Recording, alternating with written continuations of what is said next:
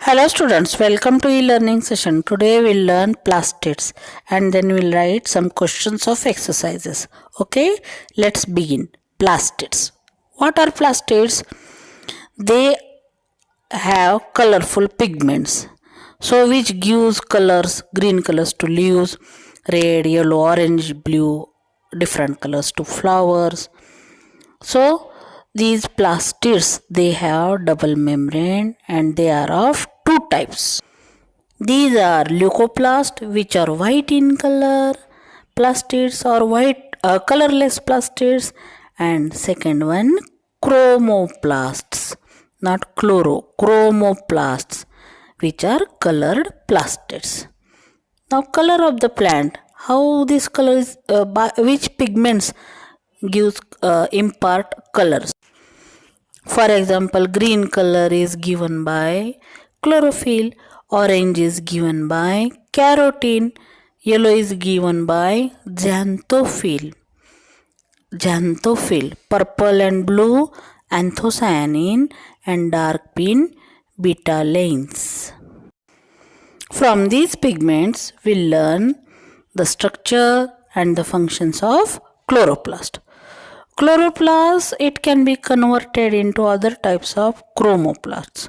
For example, raw green tomatoes, they turn to red due to breakdown of chlorophyll and synthesis of lycopene. One activity is given here that we have to take a thin peel of Rio or croton leaf and we have to observe the chromoplasts under the compound microscope. So the chromoplast means colored pigment. So here we are observing chloroplast. So this chloroplast, it is important for photosynthesis process and it takes place in leaves. Now chlorophyll is present in the chloroplast. Its main function is to trap the solar energy and convert it into chemical energy. Inside the chloroplast there is stroma, which contains enzyme DNA, ribosomes and carbohydrates, which are necessary for photosynthesis. Now the functions of chloroplasts. Its main function is to convert solar energy into chemical energy. Chromoplasts, which gives different colors to flowers and fruits. Then leucoplasts, they are involved in the synthesis and storage of food like starch, oil and proteins. Mitochondria and plastids, which can produce proteins as well as replicate themselves because they have their own DNA and ribosomes. Okay students, so after studying this cell and cell organelles, you must have come to know that all the functions in plants and animals cells are taking place smoothly because of cell organelles. These cell organelles, they are developed in eukaryotic cells and these cells, it is present in both plants and animal cells. So which institutes work in the study of prokaryotic cells of bacteria? We know that NCCS is an independent institute working under biotechnology department of. This institute is located in the campus of Savitribai Phule, Pune University, and it is involved in the research in cytology and it provides services for a national animal cell repository. It is mainly working on research about cancer treatment. Now here the difference between eukaryotic cell and prokaryotic cells. Please note down all these differences in your notebook. Now we'll start writing some questions from our exercises. So let's start question number 1. Question number 1. Who am I? Here all questions of question number 1 are written together and answers are also given and they are written together. Number 1. I am ATP producing factory. The answer is mitochondria. I am single layered but maintain cellular osmotic pressure. Answer is cell wall. Third one, I support the cell but I am not cell wall. That is cell membrane. Fourth one, I am chemical factory of the cell. Again mitochondria. And last one, leaves are green because of me. And the answer is green color pigment, chlorophyll. Now question number 2. What would have happened if when RBCs had mitochondria? RBCs are type of cells which are found in blood. Their main function is to carry oxygen to different cells and tissues of the body. They do not contain mitochondria for two purposes. Firstly, it saves the space in the red blood cells, and so more of oxygen can bind to it. Secondly, it prevents the use of oxygen which is bounded to RBCs. If mitochondria would have been present in RBCs, then the oxygen which is carried by them will be used by the RBCs only.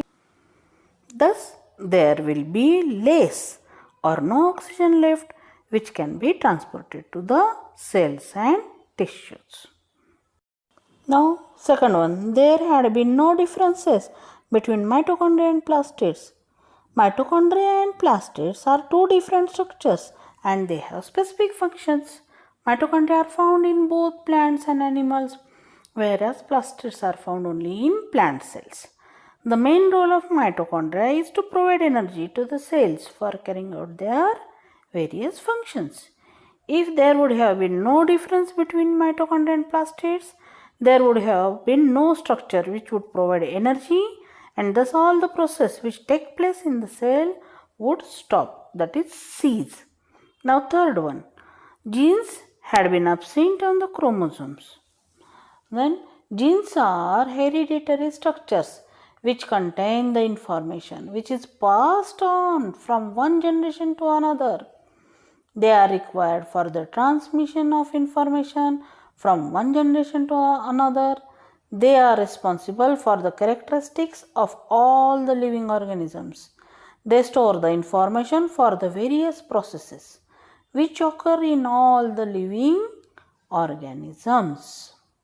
Okay, and the next one is plasma membrane had not been selectively permeable. Plasma membrane is selectively permeable, which means it allows the entry or exit of selective materials inside and outside the cell. In its absence, the regulated movement of the substances in and out of the cell will be affected. Now next one, plants lacked anthocyanin. Anthocyanin is a pigment which is present in plants and imparts them purplish color. In the absence of this pigment, the structures which usually have purple color due to its presence would appear colorless. Now next one, that is question number 3. Who is odd man among us? Give reason. Nucleolus, mitochondria, plastids, endoplasmic reticulum. The answer is plastids. Plastids are the odd one out because they are organelles which are found only in plant cells. Rest all the organelles are found in both plants and animals. Second odd man out, DNA, ribosomes, chlorophylls. Chlorophyll is the odd man out because it is a type of pigment which is found only in plants. DNA and ribosomes are found in both plants and animals. Question number 4. Give functions. First one, plasma membrane. The functions of the plasma membrane. It gives shape and support to the cell. It acts as a mechanical barrier to protect the internal contents of the cell. Then it separates the contents of the cell from its surrounding medium. And the last function is it performs physical activities such as diffusion and osmosis. B is the answer of the functions of cytoplasm. So, it is the medium for all cellular chemical reactions. It is a medium in which the organelles remain suspended and it helps in the movement of the different cellular elements. Now next, functions of lysosomes. Lysosomes destroy foreign materials that enter the cell. Dead and worn out organelles are removed by lysosomes. Cells are autolyzed by lysosomes and their contents are released within the cells. Functions of vacuoles. The main function of vacuoles is to store the food in a cell. They also help in storing and expelling wastes and toxic byproducts of metabolic reactions. And the last one is they help in maintaining the turbidity and rigidity of the cell. And the last one is functions of nucleus.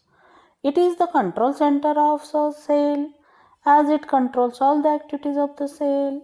And the second main function is it also contains gene containing chromosomes, which are the units of inheritance in an organism. And the last question is who gives me the color? Select correct option. First one, red tomato. So I am reading answer. Lycopene, green leaf, chlorophyll, carrot, carotene, and violet color, anthocyanin. Here we are finishing 10th lesson along with exercises. We'll meet in next session with new lesson. Till then, bye.